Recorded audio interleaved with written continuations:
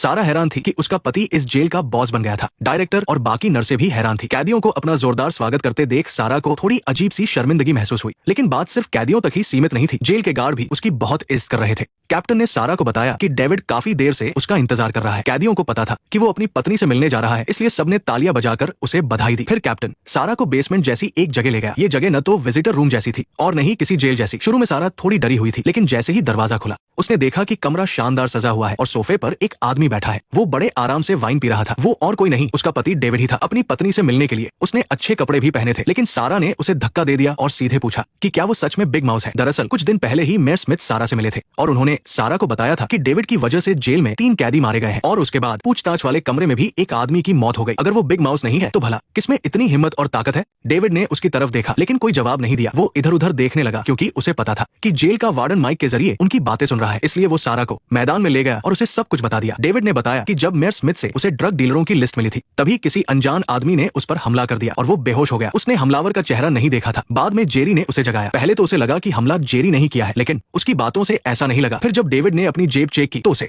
एक tarot card मिला। David ने पहले भी एक साथी कैदी से इस कार्ड के बारे में बात की थी। उस कार्ड के पीछे 5 नाम लिखे थे जो मेयर स्मिथ की दी गई लिस्ट से बिल्कुल अलग थे, लेकिन वो समझ नहीं पा रहा था कि असली ड्रग डीलरों की लिस्ट कौन सी है। जब उसने देखा कि मेयर स्मिथ घबराए हुए उससे मिलने जेल आए हैं, तब उसे यकीन हो गया कि कार्ड वाली लिस्ट ही असली है। सारा ने सब सुनने के बाद पूछा, तो फिर पूछताछ वाले कमरे में वो आदमी कैसे मरा? वो तो सब लोगों की आंखों के सामने मारा गया था। डेविड ने कहा कि उसे नहीं पता वो कैसे मारा गया। उसे बस इतना पता है कि वो अनजान आदमी टैरो कार्ड से उसे मैसेज भेज रहा है और बता रहा है कि आगे क्या होने वाला है। उसे दूसरा टैरो कार्ड डेथ यानी मौत का मिला था। उसकी पूरी बात सुनने के बाद सारा को यकीन हो गया कि वो बिग माउस नहीं है। असली बिग माउस तो छिपकर ये सब कुछ कंट्रोल कर रहा है। डेविड को अब तक कई टैरो कार्ड मिल चुके हैं और सबसे ताजा कार्ड जजमेंट का था। इसका मतलब है कि उसे प्रोफेसर जॉन की मौत का सच पता लगाना है ताकि कातिल को सजा मिल सके। सारा बहुत डर गई और उसने डेविड को समझाया कि वो ये खतरनाक काम छोड़कर कोर्ट में जाकर सब सच बता दे। लेकिन डेविड जानता था कि बिग माउस उसका टेस्ट ले रहा है, इसीलिए वो उसे बार बार काम दे रहा है। अगर बिग माउस को लगा कि डेविड उसके किसी काम का नहीं है तो वो जरूर उसे मार देगा। सारा भी ये बात समझ गई, लेकिन वो नहीं चाहती थी कि उसका पति ऐसे ही इस्तेमाल होता रहे। इसलिए डेविड ने तय किया है कि वो भी बिग माउस का इस्तेमाल करेगा और उसका असली चेहरा सबके सामने लाएगा। सारा ने भी तय किया कि वो प्रोफेसर जॉन का पेपर ढूंढने में अपने पति की मदद करेगी। अगर पति पत्नी साथ हो तो कोई भी मुश्किल बड़ी नहीं होती। इसके बाद डेविड खाना खाने के लिए कैंटीन में गया। बाकी कैदी हमेशा की तरह खड़े होकर उसे इज्जत देने लगे। अब डेविड को इन सब चीजों की आदत हो गई थी। वो उस नर्स के पास गया जो अक्सर उसकी पत्नी को परेशान करती थी और उसने उसका पुराना नाम यानी स्ट्राइकर लेकर उसे बुलाया। इसके बाद वो हेड नर्स के पास गया और उसके परिवार की सारी जानकारी सबके सामने रख दी, जैसे कि उसका पति हिट एंड रन के मामले में च्योंगजू जेल में बंद है।